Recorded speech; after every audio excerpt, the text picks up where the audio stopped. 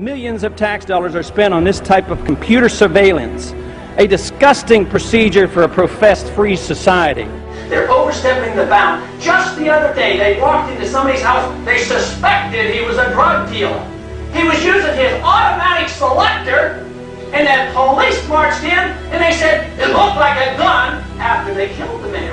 In America! Is that what America's all about? I'd say no. We want privacy. Less government for individual liberty, get the government off our backs, a more sensible foreign policy.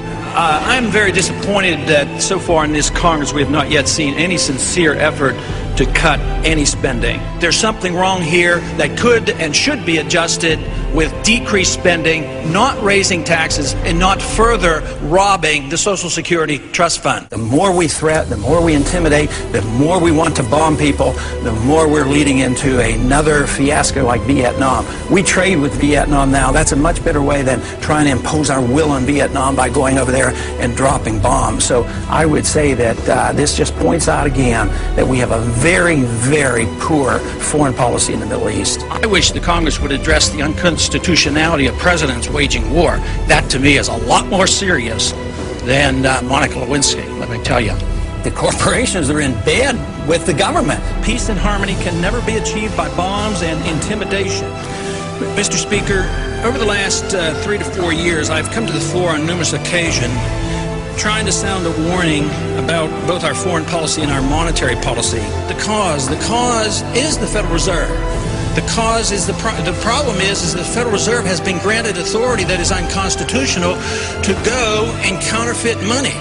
And until we recognize that and deal with that, we will continue to have financial problems. I do not see any reason whatsoever to take young men and young women and send them 6,000 miles off to a land to attack a country that has not committed any aggression against this country. War is not popular. People get killed and body bags end up coming back. I don't want anybody's legs shot off for some reason that is not justified and it's not a declared war. I think that should be the litmus test of everybody in this country and everybody over on the Hill, too. If this war is worth fighting, are you willing to go and lose your legs, lose your life, or send your kids or send your grandkids? Will our country become freer, richer, safer, and more peaceful?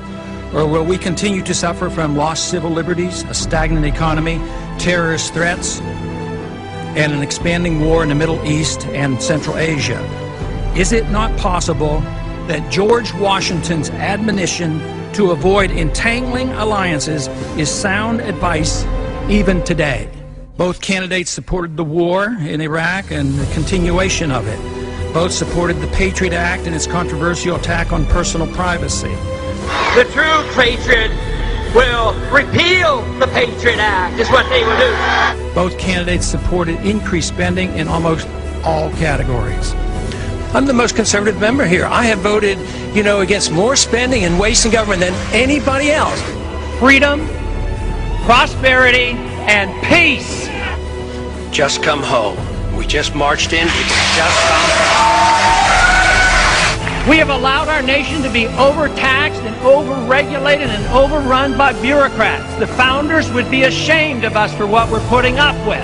A system designed to protect individual liberty will have no punishments for any group and no privileges. Today, I think inner city folks and minorities are punished unfairly in the war on drugs. It is our job to check up and find what the Federal Reserve has done, audit them, and find out who their buddies are that they're taking care of.